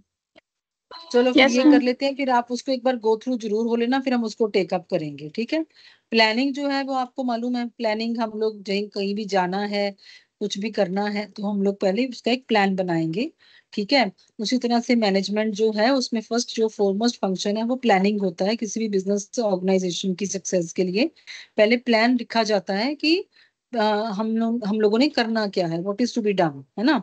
तो वहीं से शुरुआत होती है, when it is to be done, how it is to be done, who is to do it, ये सारा कुछ प्लानिंग का ही पार्ट है। तो जैसे फर्स्ट पैराग्राफ में इन्होंने डाल्टन मैकफरलैंड के ना वर्ड्स यूज किए हैं, कि वो बोलते हैं the purpose of planning in the words of Dalton McFarland is twofold: to determine appropriate goals and to prepare for adopted and innovative change। तो उन्होंने बोला है कि प्लानिंग में हम दो चीजें लेके चलते हैं, एक तो गोल सेट करने, ठीक है, वो हर कोई बोलेगा, और सेकंड उन्होंने क्या बोला है कि to prepare for adoptive and innovative change. कहीं भी कुछ भी अडॉप्ट करना पड़ जाए, कुछ भी चेंज लानी पड़ जाए, तो उसके लिए फ्लेक्सिबल होके चलना, उसको हम बोल देते हैं प्लानिंग। अब इसकी डेफिनेशन देखिए तो उन्होंने अलग अलग से डेफिनेशन दी है, जैसे हेरोल्ड कून्स एंड सिरिल ओडनेल ने दी है। Planning is an intellectual process, the conscious determination of course of action basin of decisions on purpose facts and considered estimates. तो प्लानिंग जो है बेसिकली ये मेंटल प्रोसेस है। आप प्लानिंग के टाइम पे कुछ कर नहीं रहे हो, इट इज एक्चुअली आपके जो माइंड में कुछ चल रहा है, एक कंसेप्शन ऑफ एन आइडिया है, ठीक है। और आप सोच रहे हो कि हम कहाँ से शुरू होंगे, किधर जाएंगे, क्या कुछ करेंगे, है ना। फिर उसके ऊपर हम कुछ डिसीजन लेते हैं। तो ये हेरोल्ड कून्स की तरफ से ये डेफिनेशन है। ये वर्ड्स आपने याद रखने, इसमें से जो कैचिंग वर्ड्स हैं, इंटेलेक्चुअल प्रोसेस है, कोर्स ऑफ एक्शन है, ठीक है, ये सारा कुछ। जॉर्ज टेरी क्या बोलते हैं, planning is the foundation of most successful actions of all enterprises. तो प्लानिंग सबसे फोरमोस्ट है, सबसे जिसे बोलते हैं कि सर्वोपरि है। तो आपने इसमें ये याद रखनी है। अब इसमें डाल्टन मैकफरलैंड की डेफिनेशन करें तो उसमें है, planning is defined as the activity by which managers analyse present conditions to determine ways of reaching a desired future stage. तो it embodies the skills of anticipation, influencing and controlling the nature and direction of change। तो planning में हम क्या लेके चलते हैं कि वो सारी एक्टिविटी जिसमें मैनेजर जो है, जो मौजूदा स्थिति को पूरी तरह से एनालाइज करता है और वो उसने जहां पहुंचना है उसके लिए एक सेटअप ऑफ एक्टिविटीज जो है उसको डिसाइड करता है। उसके लिए वो अपनी जो स्किल्स यूज करता है, ध्यान में लेके आता है, अपनी संभावनाएं जो है वो तलाश करता है कि अगर हमने अभी मौजूदा स्थिति ये है और हम जाना कहीं कहाँ पे चाहते हैं, वो डिजायर्ड गोल है, डिजायर्ड फ्यूचर स्टेज है, तो हमें क्या कुछ करना पड़ेगा, क्या कुछ हमारे को उसमें शामिल करना पड़ेगा अपने काम में, एक्टिविटीज में, और क्या कुछ हमारे को अवॉइड करना पड़ेगा। अब जैसे आपने भी बनाया होगा गोल कि आपने बोर्ड्स में मेरिट लेनी है, तो आपने भी करा होगा कि मैं हूँ कहाँ पे, मैं अभी 70s में या 80s परसेंटेज में होल्डर हूँ, ठीक है। तो मुझे कहाँ तक जाना है, मुझे 95 अबव परसेंटेज तक जाना है। तो नेचुरली आपने कुछ चीजें सोची होंगी, कुछ जॉट डाउन की होंगी, कुछ टाइम टेबल बनाया होगा, कुछ एक आदतों को अपने उसमें शामिल किया होगा कि रात को जल्दी सोना है, सुबह जल्दी उठना है। कुछ एक चीजों को अवॉइड किया होगा, जैसे gossip and wasting the time, है ना। कुछ इस तरह से खाने पीने का कंट्रोल किया होगा कि हेल्दी खाना है, सिंपल खाना है। तो वो सारी चीजें मतलब एक प्लान के जरिए ही चल रही थी ना सारी, कि आपका एक मन में था कि मैंने एक टारगेट हासिल करना है। तो डाल्टन मैकफरलैंड जो है वो प्रॉपर तरीके से उन सारी बातों के ऊपर काम करने को बोलते हैं कि आप जहां पर हो और जहां पर जाना है उसके बीच के गैप को आपने किन स्किल्स के साथ कवर करना है। ठीक है, आवाज आ रही है ना मेरी, समझ आ गया बेटे आपको? Yes, ma'am. Yes, ma'am. Yes. Okay बेटे। Yes, next ma'am. Is planning is the function that determines in advance what should be done. तो ये तो किसी की डेफिनेशन है नहीं, उन्होंने वैसे ही बता दिया कि प्लानिंग का मतलब है एडवांस में डिसाइड करना है ना, कि क्या करना है, क्या कारगुजारी रहेगी, ठीक है। अब फीचर्स ऑफ प्लानिंग में क्या है कि ये प्राइमरी फंक्शन है, ये तो हम लोग बार बार पढ़ेंगे कि सबसे पहले शुरुआत ही यहीं से होती है, फिर वो गोल ओरिएंटेड है, ठीक है। उसके बाद है ये एक इंटेलेक्चुअल प्रोसेस है, मतलब माइंड गेम है, आपके माइंड सेट के ऊपर जो काम चल रहा है, ये मेंटल प्री डिस्पोजिशन की बात है।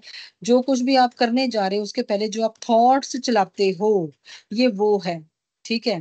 कोई गेसेस नहीं है इसमें, हम लोग उसी तरह का कोई तीर तुक्का नहीं चला रहे हैं कि ऐसे नहीं तो ऐसे होगा, शायद ऐसे हुआ होगा, मेरा अंदाजा है, तो अंदाजों की गेम नहीं है ये, ठीक है। तो प्लानिंग के साथ कुछ भी जो प्लानिंग होती है ना, चाहे वो किसी अच्छी चीज की प्लानिंग है, इनफैक्ट जहां पर मैं तो कहूंगी कुछ भी, आप भी जानते हो कहीं पे कुछ भी किसी को कोई घात लगा के हमला भी करता है, अगर कोई जानवर भी हमला करता है किसी पे, तो वो प्लान्ड तरीके से करता है, उसको पता होता है कि मेरे लिए मेरे शिकार को जो है उसको लेना कहाँ पे सबसे ज्यादा सही रहेगा, ठीक है। आप कभी भी जोग्राफिक चैनल लगा के देखो ना, तो आपको पता चल जाता है, उसमें प्रॉपर कमेंट्री चल रही होती है और उसमें सब पता चलता है कि जो इनफैक्ट जो एनिमल्स होते हैं, वाइल्ड एनिमल्स, तो वो भी पूरे प्लान तरीके से चलते हैं। तो जो ह्यूमन बींग्स हैं वो तो नेचुरली अपनी हर मूव को प्लान तरीके से चलाएंगे, ठीक है, क्योंकि उनका जो मोटिव होता है profit maximisation and wealth maximisation. उसके बाद नेक्स्ट है बेटे, planning is pervasive. Pervasive means at all levels, सभी लेवल्स पे प्लानिंग होती है। फिर उसके बाद है planning is a continuous function और ये एक बार की एक्टिविटी नहीं है, आपने लगातार प्लानिंग करते रहना है। आपने अपने एक पेपर की प्लानिंग थोड़ी की थी, आपने सभी पेपर्स के लिए प्लानिंग करी है, स्टेप बाय स्टेप करी है। अभी भी जैसे अब यहाँ पे आपने आना था तो आपने प्लानिंग करी है कि हमने क्या तैयारी करके आनी है, हमें किस चीज पे फोकस करना है ना। तो ये सब चीजें हर जगह पे जो प्लानिंग है वो कंटिन्यूसली चलती ही रहती है, ये एक बारगी की प्रक्रिया नहीं है। Then is planning involves choice between alternatives. In fact planning होती ही क्या है, ये दिमाग में आप लोग चला रहे हो जो सोच, वो सोच किस के दारोमदार के बीच में चल रही है। इसका मतलब आपके पास more than one course of action है। इसीलिए तो प्लानिंग करते हो ना कि मैंने कौन सा रास्ता पकड़ना है।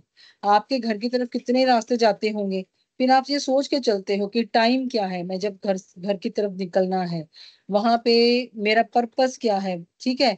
या आप किसी और भी तरफ जाते हो तो मतलब आप उस ढंग से ही सोच के चलते हो कि मैंने अगर दिए हुए ऑल्टरनेटिव कोर्सेज में से कोई एक कोर्स पकड़ना है तो उसके लिए मुझे क्या क्या बातें जो है माइंड में लेके चलनी पड़ेंगी, ठीक है। तो it is a choice between alternatives.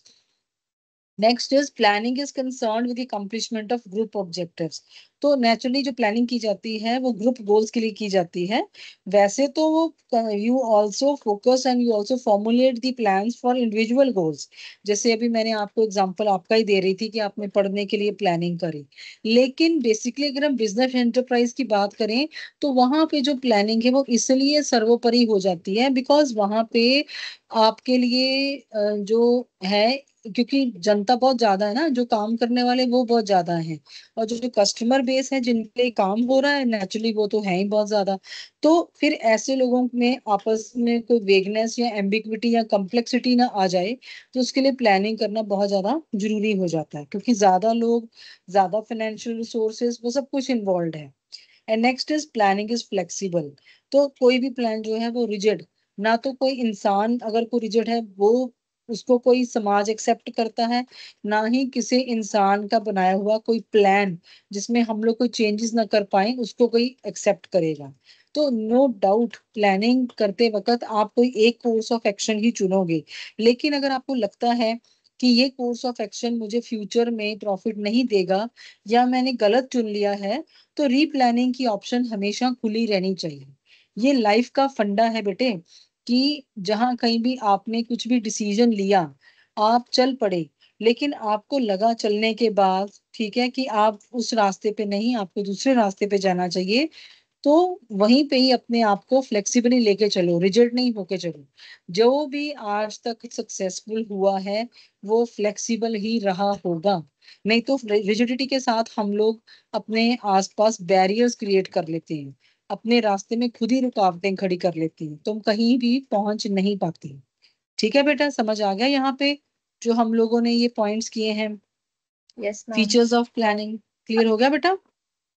Yes, ma'am. Yes, ma'am. Okay. Next है बेटे लिमिटेशंस ऑफ प्लानिंग। प्लानिंग की अपनी भी कुछ लिमिटेशंस हैं। अब इसमें क्या है कि हम अगर प्लानिंग ही सर्वोपरि है तो सभी लोग प्लान करते हैं तो सभी लोग सक्सेसफुल क्यों नहीं होते।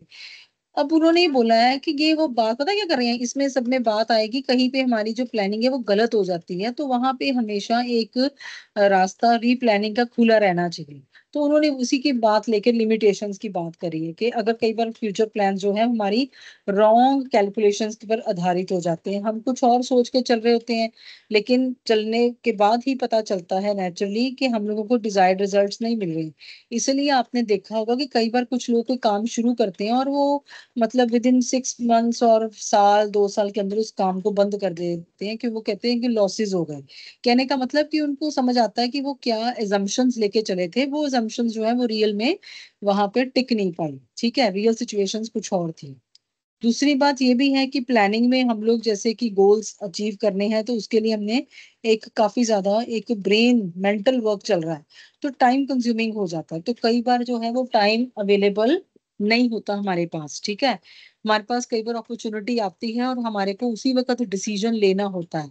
तो अगर हम ये सोचें कि नहीं, group of people will sit together and they will decide कि क्या करना चाहिए, तो कई बार जो है अपॉर्चुनिटी इतना टाइम अलाउ नहीं करती, तो ये प्लानिंग जो है हमेशा टाइम कंज्यूमिंग हो जाती है। तो हर मामले में हर तरह के गोल के लिए हम प्लानिंग नहीं कर पाते, ये एक रिजिडिटी आ जाती है। सेकंड है, थर्ड है कि प्लानिंग में कई बार हम लोग ना स्टिक हो जाते हैं पॉलिसीज प्रोसीजर्स के साथ। हम तयशुदा सीक्वेंस में चलने की कोशिश करते हैं। हम बोलते हैं कि हमने ये तय किया था, अब ऐसे ही होना चाहिए। तो अगर हमारे को लगता है कि नहीं, माहौल या मौका कुछ और है, वो कुछ की रिक्वायरमेंट कुछ और है, तो हमारे को उस केस में थोड़ा सा अपने प्लान में फ्लेक्सिबिलिटी लानी पड़ेगी। नहीं तो फिर रिजिडिटी होने की वजह से हमारा प्लान फेल हो जाएगा। और प्लानिंग कॉस्टली भी होती है, बिकॉज हम इसमें एक्सपर्ट्स को लेके आते हैं, उनकी स्किल्स का इस्तेमाल करते हैं, उनको अच्छी तनख्वाह देते हैं। ठीक है, हम इंफॉर्मेशन गैदर करते हैं, डेटा वगैरह कलेक्ट करते हैं प्राइमरी सेकेंडरी सोर्सेज से, तो नेचुरली वो सारा खर्चा बढ़ता ही है। Attitude of management. अब गुड प्लानिंग जो है वो अपने आप में बड़ी पेनफुल प्रोसेस है, एक इंटेलेक्चुअल एक्टिविटी है। तो इसमें बहुत सारा पेपर वर्क है, आप लिख कर करते हो। बहुत सारी बातों में आपस में बहस भी चलती है मैनेजर्स में, कई बार सहमति नहीं बनती है, कई बार रिलेशंस भी कई बार थोड़ी देर के लिए खराब हो जाते हैं, है ना। तो कहने का मतलब है कि काम करवाना और काम कैसे करना है उसके बारे में सोचना ज्यादा डिफिकल्ट है काम करने से। इसीलिए आपको ये प्रैक्टिकली फर्क नजर आता होगा कि जो ब्लू कॉलर्ड जॉब वाले लोग हैं, उनकी जो सैलरी होती है, जो तनख्वाह होती है, वो व्हाइट कॉलर्ड जॉब वालों से कम होती है। व्हाइट कॉलर जॉब्स माने मैनेजर्स जो मैनेजरियल कैपेसिटी में काम कर रहे हैं। क्योंकि जो क्यों होता होगा ऐसे, क्यों होता होगा, एनीवन? ऐसा क्यों होता होगा? मैंने जो बताया है कि जो लोअर लेवल मैनेजमेंट में जो एक्चुअली काम करे मशीनों पर, उनकी सैलरी कम होती है, उनके काम का जो इनफैक्ट बर्डन है वो ज्यादा होता है। तो जो काम करवा रहा है उसकी सैलरी ज्यादा होती है। ऐसा क्यों है?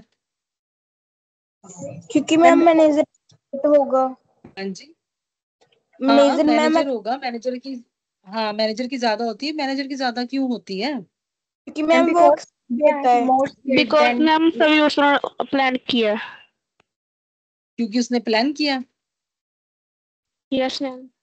और Because बोलिए। they are more skilled than the laborers working on the machines. हाँ, स्किल्ड होते हैं। वो स्किल्ड किस में होते हैं? वर्क ਵਿੱਚ ਜਿਹੜਾ ਉੱਤੇ ਕੰਮ ਹੁੰਦਾ ਜੀ। वो स्किल्ड होते हैं काम लेने में। ठीक है, मशीन को आपने एक बार चलाया, मशीन थोड़ी करेगी मेरा आज मूड नहीं है चलने का। मशीन थोड़ी बोलेगी कि मैं थक गई। ठीक है। तो लेकिन जो इंसान है, जो काम कर रहे हैं, वर्कर्स हैं, वो ये बोलते हैं कि सर प्लीज हम थक गए, सर आज हम इससे ज्यादा नहीं कर पाएंगे। तो वहां पे जिसको सर कहा जा रहा है, मतलब मैनेजर, वो क्या करेगा, वो उनको मोटिवेट करता हुआ उनसे उस दिन का जो टारगेट है वो हासिल करवा ही लेता है। तो ये एक अलग तरह की स्किल और पेनफुल प्रोसेस है। अगर वो कुछ जिद कर रहे हैं, उनसे बात करता है, उनको काउंसल करता है, उनको समझाता है, तो उसके जैसे बोलते हैं ना, दिमाग की अच्छे से वो परेड होती है। तो इसलिए बोलते हैं कि जो मैनेजमेंट का जो काम होता है वो थिंकर्स का काम है। तो थिंकर का काम जो आसान नहीं है, डूअर का काम आसान है। ठीक है। जिसने ये डिसाइड करना कि मैंने किधर को गाड़ी लेके जानी है, उसके लिए वो मुश्किल है। गाड़ी के लिए मुश्किल नहीं है, गाड़ी को चला जो रहा है उसके लिए मुश्किल है। ठीक है। नेक्स्ट इज बेटे faulty design of planning system. अब इसमें है कि कई बार प्लानिंग ही सही ढंग से नहीं की गई, तो उसमें इस वजह से जैसे कि रिवॉर्ड ही नहीं कुछ रखा गया। प्लानिंग में आपने काम करवाना है, तो मैनेजर को ये उसने ये प्लान ही नहीं किया कि अगर कोई अच्छा काम करेगा तो उसको रिवॉर्ड भी दिया जाएगा।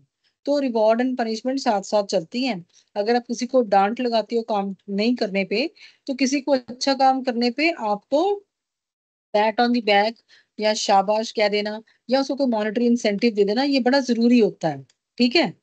नेक्स्ट है लैक ऑफ पार्टिसिपेशन। अगर प्लानिंग सिर्फ अथॉरिटीज ने आपस में एक बंद कमरे में बैठ के कर ली और सीधा जाके कह दिया कि इसको बस इसको इम्प्लीमेंट करा दो, तो जिन्होंने उस काम को करना है उनकी आपस में जो है वो रिजेंटमेंट आ जाती है। वो उसको एक्सेप्ट नहीं करते हैं क्योंकि उनको पूछा नहीं गया, उनको इन्वॉल्व नहीं किया गया। देन है lack of specific activities. Activities कई बार डिफाइंड ही नहीं होती हैं, क्लियर ही नहीं होती हैं, किसी को पूरी तरह से अच्छे से समझाया और बताया ही नहीं गया कि क्या करना है। नेक्स्ट है कॉम्पिटेंस ऑफ द प्लानर।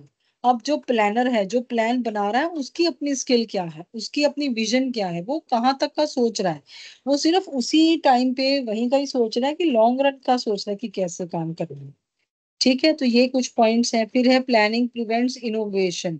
जब हमने एक प्लान तरीके से सब कुछ लिख दिया, बना लिया, रिटन पॉलिसीज की फॉर्म में आ गया, तो नेचुरली इनोवेशन तो रहती नहीं है। इनोवेशन का मतलब तो ये होता है कि कुछ नया करके देखें, कुछ नए ढंग से करके देखें। तो वो जो ढंग नया करना है, जब हमने उसके लिए पहले ही एक तरीका लिख दिया कि इसी ढंग से किया जाएगा, तो वहां पे तो इनोवेशन रहेगी नहीं। देन है lack of orientation and training for managers. तो मैनेजर्स को अच्छे से ट्रेनिंग दी जानी चाहिए।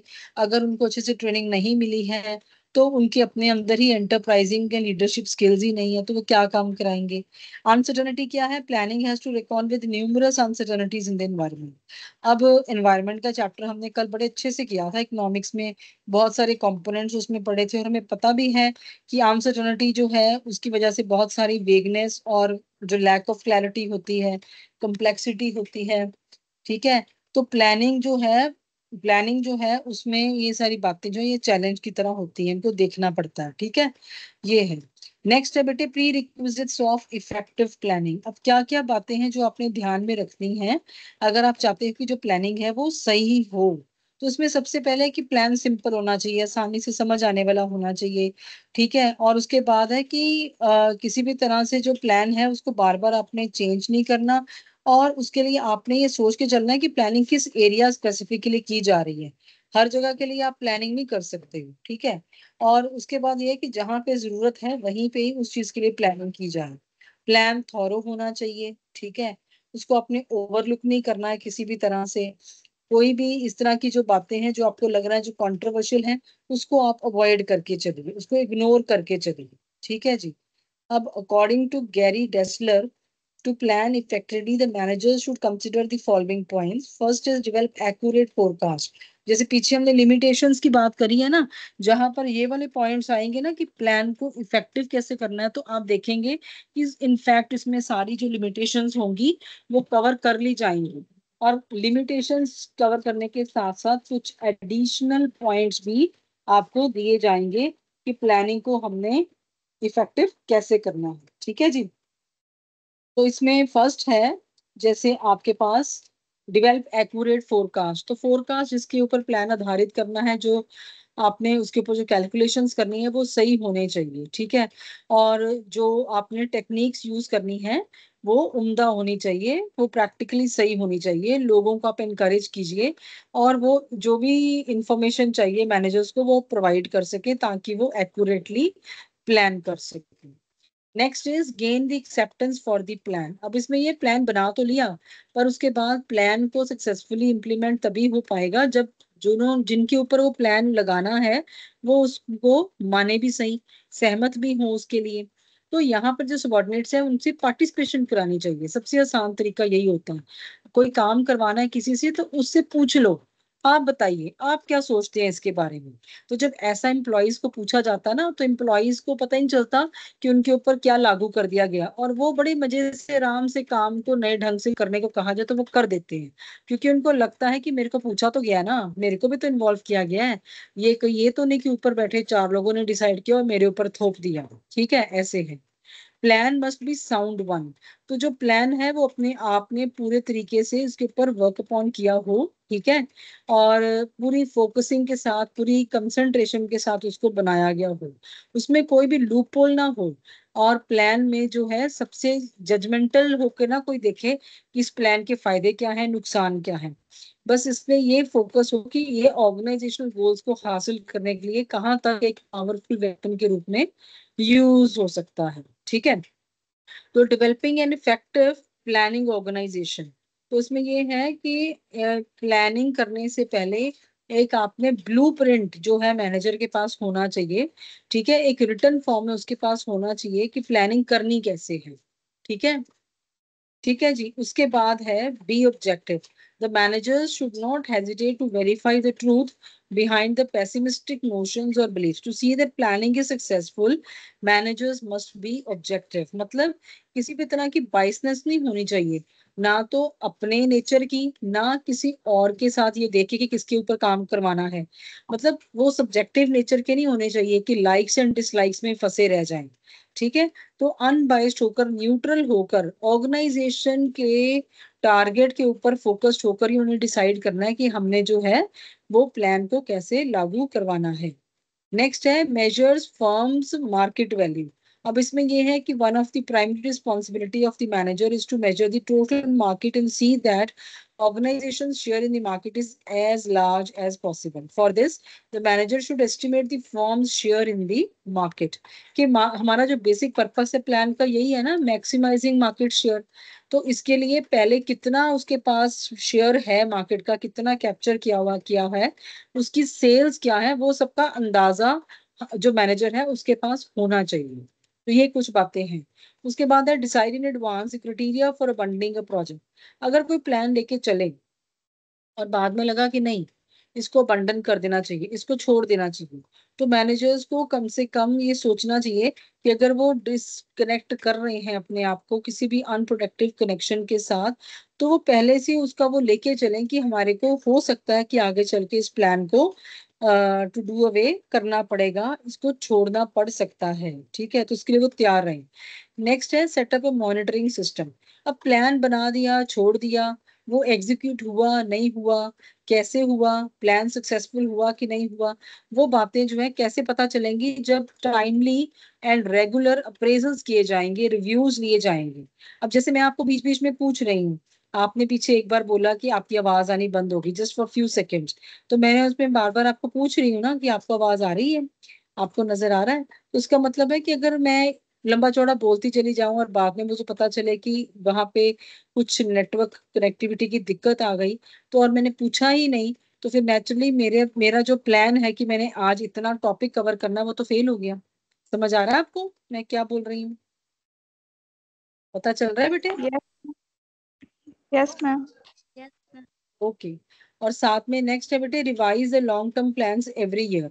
जो लॉन्ग टर्म प्लान्स होते हैं ना, जो लंबे टाइम के लिए बनाए हैं, 3 years और 5 years और 10 years ऐसे, तो ऐसे प्लान्स को एनुअल प्लान्स में ब्रेक करके उनको रिव्यू कर लेना चाहिए। हर साल के एंड में ये देख लेना चाहिए कि जिस चीज को, जिस ऑब्जेक्टिव को माइंड में रख के चले थे, जिस अपॉर्चुनिटी को हमने प्रॉफिट में कन्वर्ट करना था, क्या वो जो है उसके लिए जो परफॉर्मेंस हो रही है वहां पे हम कहीं पीछे तो नहीं छूट रहे हैं, अंडर परफॉर्मेंस तो नहीं हो रही है, ठीक है, या ओवर परफॉर्मेंस हो रही है, तो भी पता चलना चाहिए। So fit the plan to the situation. These days planning has become situational. A change in any part of the environment must be sensed, and appropriate strategy must be determined to cope with the change. तो कहने का मतलब है कि आजकल जो है ना सब कुछ बड़ा सिचुएशनल चल रहा है। वो कहते होते ना जैसा मौका आएगा वैसे देख लेंगे, है ना, जैसा दिन आएगा वैसे देख लेंगे। तो उस ढंग के लिए ये है, ये सबसे इम्पोर्टेंट पॉइंट जो है ये फ्लेक्सिबिलिटी की तरफ इशारा करता है। या आप लोग फ्लेक्सिबल इनफ होने चाहिए कि कहीं पे भी कुछ भी चेंज करने को बोला जाए तो आप उसको चेंज कर सकें। नेक्स्ट है बेटे स्टेप्स इन प्लानिंग प्रोसेस। अब इसमें वैसे तो आपके 2-3 मिनट ही रह गए हैं। एक ये है स्टेप्स इन प्लानिंग प्रोसेस है, उसके बाद है अप्रोचेस टू प्लान, और फिर है टाइप्स ऑफ प्लान। ठीक है, फिर प्लानिंग प्रेमिसेस है, फिर ऑर्गेनाइजिंग आता है इसमें। हाँ जी, आपको समझ आ रहा है? आपको, आपने ये वैसे टॉपिक्स किए हुए हैं, इसमें हो सकता है कुछ एक टॉपिक से अलग से हो या उसकी एक्सप्लेनेशन अलग से हो, थोड़ा सा कुछ एडिशन हो रही है आपके इसमें Yes, लर्निंग में? ma'am. ओके। Yes, ma'am. हाँ जी, यहाँ तक कोई डाउट है तो प्लीज पूछ लीजिए। Steps in ma'am. Planning process जो है, इसके कितने स्टेप्स हैं? इसके 8 स्टेप्स हैं, कर लेते हैं, 2-3 मिनट लगेंगे, ज्यादा नहीं। स्टेप्स इन प्लानिंग प्रोसेस में क्या क्या बातें ध्यान में रखनी है? सबसे पहले एनालिसिस ऑफ अपॉर्चुनिटी, कि आपके पास कोई अपॉर्चुनिटी आ रही है, कोई ऑर्डर आ रहा है, तो बिजनेस जो है वो पहले देखता है कि मेरे लिए मेरी एक्सटर्नल एनवायरनमेंट मुझे सपोर्ट कर रही है, तो मैं क्या कोई ऐसे की गोल सेट कर सकता हूँ कि जिससे कि मेरे को प्रॉफिट्स मिल सके, है ना, मैं उस अपॉर्चुनिटी को अवेल कर सकूं। उसके बाद आता है एस्टेब्लिशिंग ऑब्जेक्टिव्स। ये सेकंड स्टेप है। पहले आपने अपॉर्चुनिटी को ध्यान से देखा, फिर आपने ऑब्जेक्टिव जो है वो तय करने शुरू किए।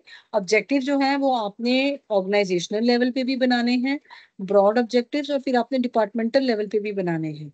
ठीक है, ऑर्गेनाइजेशनल ऑब्जेक्टिव जो है वो एक मेजर प्लान के फॉर्म में बनेंगे और वो आप फिर बाद में डिपार्टमेंटल प्लान्स की तरफ उसको ले जाएंगे। उसके बाद है प्लानिंग प्रेमिसेस। प्रेमिसेस होती कोई एजम्पशन लेके चलनी, कोई कुछ मान के चलना कि हम ये मान के चल रहे हैं कि ये चीजें हम ऐसे चलाएंगे और ऐसे ये हो जाएंगी। ठीक है, नेचुरली आप जब भी कुछ सोचते हो, कुछ प्लान करते हो, तो कुछ तो आप अंदेशे मन में लेके चलते हो ना कि आने वाले टाइम में हम ये सोच के चल रहे हैं कि ऐसा होगा। आज जैसे गर्मी शुरू हुई है तो आप ये मान के चलते हो कि हम ये मान रहे हैं कि गर्मी बहुत पड़ती है, पिछले साल भी बहुत गर्मी पड़ी थी, तो इस बार आप कहते हो कि मैंने पेरेंट्स को बोला है कि मेरे को ना आप एक की बजाय 2-3 बॉटल्स जो है वो पानी की साथ में दे दो, है ना, कि मैं अपने पास वो भर के ठंडे पानी की रखा करूं। मतलब कुछ भी प्लानिंग हो सकती है। कहने का मतलब आप कुछ मन में एक अंदाजे लेके, एक आप एजम्पशंस लेकर चलते हो। आपने हिल स्टेशन पे जाना है तो आप बाकी के कपड़ों के साथ कुछ गर्म कपड़े भी साथ में ले चलते हो कि वहां पे टेम्परेचर लो होगा। ठीक है, आप साथ में अम्ब्रेला भी लेके चलते हो कि वहां पे बारिश भी हो सकती है। सो ये जो चीजें होती है आप एज्यूम करके चलती हो, और वहां जाके पता चले आपको कि आपको अम्ब्रेला जो है वो बारिश के करके नहीं, आपको धूप के करके निकालनी पड़े, तो नेचुरली यूज ही बदल गई। सो कहने का मतलब है कुछ आप एजम्पशंस जो है वो लेकर ही जो बिजनेस एंटरप्राइज है कुछ प्लान बनाता है। नेक्स्ट है आइडेंटिफाइंग ऑल्टरनेटिव्स। अब इसमें ये है कि डिफरेंट फिजिबल ऑल्टरनेटिव्स को ध्यान में देके पढ़ा जाता है, सुना, उसके ऊपर वर्कआउट किया जाता है कि हम लोग कैसे कैसे क्या काम कर सकते हैं, हमारे लिए क्या पॉसिबल है। ठीक है, उससे ना माइंड चलना शुरू हो जाता है कि काम को करने के कितने तरीके निकल सकते हैं। उसके बाद आप उन ऑल्टरनेटिव्स को इवेलुएट करते हो। ठीक है, आप उन ऑल्टरनेटिव्स के प्रोज एंड कॉन्स को देखते हो कि इससे फायदा क्या होगा, नुकसान क्या हो सकता है। उसके बाद है selection of the best alternative. जो जो ऑल्टरनेटिव उसमें से निकल के आता है आप उसको चूज कर लेते हो। ठीक है, वो जो सिलेक्टेड ऑल्टरनेटिव है वही तो आपका प्लान होता है। ठीक है, वही तो प्लान है जिसको आपने अडॉप्ट करना है और फिर इम्प्लीमेंट करना है। अब उसके बाद नेक्स्ट आता है इम्प्लीमेंटिंग द प्लान। इम्प्लीमेंटेशन या एग्जीक्यूशन जो है वो एक ही बात हो गई। इम्प्लीमेंटेशन में प्लान को एक्शन में लेके लिया जाता है। ठीक है, मैनेजर जो है फिर उसको, जो है टॉप लेवल मैनेजमेंट, वो मिडिल लेवल पे कहती है कि इन प्लान्स के अकॉर्डिंग एक्शंस शुरू कीजिए। ठीक है, एक्शन शुरू हो जाता है, और जब लगता है कि नहीं, रिजल्ट सही नहीं आ रहे हैं, तो प्लान को रिव्यू किया जाता है कि प्लान सही बनाया भी था, इसको हम रीप्लानिंग की तरफ भी ले जाते हैं। तो ये जो एक प्रोसेस है ये पूरी एक साइक्लिक प्रोसेस है। साइकिल पूरा कंप्लीट होता है, और जो प्लानिंग है अगर वो डिजायर्ड रिजल्ट्स की तरफ नहीं लेके जाती तो it then leads to replanning. और रीप्लानिंग में फिर से दोबारा से सारा कुछ जो है वो वर्कआउट करते हो और एक नया प्लान लेकर दोबारा उसके ऊपर काम करने की कोशिश करते हैं। ठीक है बेटा, समझ आ गया आपको? प्लानिंग प्रोसेस पता चल गया? Yes, ma'am. Yes, ma'am. आवाज ऑडिबल थी? ये सब नजर आ रहा था ना आपको बेटे? Yes, ma'am. Ma'am Yes, ma'am. हाँ जी, बोलिए बेटा। डिटरमाइन जो थर्ड पॉइंट था, डिटरमाइन द प्लानिंग प्रेमिसेस, वो समझा दीजिए। कौन सा बेटे? डिटर्मिनिंग दी प्लानिंग प्रेमिसेस। मैंने आपको एग्जांपल देके बताया है कि एजम्पशन जब हम कुछ लेके चलते हैं, एज्यूम करके चलते हैं, कुछ मान के चलते हैं, तो प्लान उसी के ऊपर आधारित होता है। ठीक है, अगर आप कुछ मान कर चलोगे तभी तो कोई प्लानिंग करोगे ना। अगर ये मैं मान के चल रही हूँ कि मेरे को फोन आया है मेरी फ्रेंड का कि उसने घर पे आना है, तो मैं ये मान के चलती हूँ कि मेरे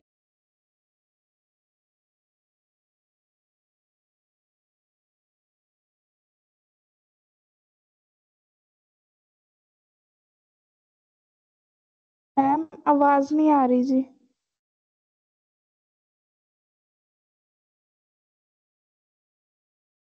मैम आपकी हाँ जी, आवाज नहीं। आवाज आ रही है? आवाज आ यस रही है मैम। बेटे? Yes ma'am.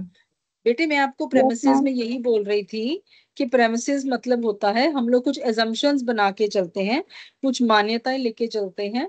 ठीक है, मैंने आपको एग्जांपल देके बताया कि जैसे हिल स्टेशन पे हमने जाना है, तो वहां पे हम लोग कुछ जब तैयारी करते हैं, पैकिंग करते हैं, तो हम क्या लेके चलते हैं माइंड में? हम यही लेके चलते हैं ना कि वहां पे मौसम जो है वो ठंडा होगा, ज्यादा ठंडा भी हो सकता है, तो हम 1-2 गर्म कपड़े जरूर लेके जाएंगे।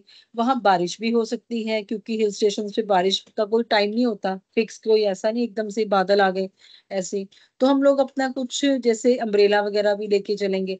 तो कहने का मतलब जो प्लानिंग होती है, जो अरेंजमेंट्स होती हैं, वो कुछ ना कुछ हम माइंड में कुछ अज्यूम करके चलते हैं कि ऐसा ऐसा हो सकता है, उसी के ऊपर फिर हमारी जो प्लानिंग है वो बेस्ड होती है। इसको बोलते हैं प्लानिंग प्रेमिसेस। क्लियर है बेटा? Yes ma'am. हाँ जी, ठीक है जी। Yes, ma'am. ओके, तो यहाँ पे हमारा जो टॉपिक है बेटा, वो आज का हमारा टॉपिक जो है ये यहाँ तक हमने किया, ये हो गया क्लियर। हाँ जी रमन, आपने कुछ पूछना है?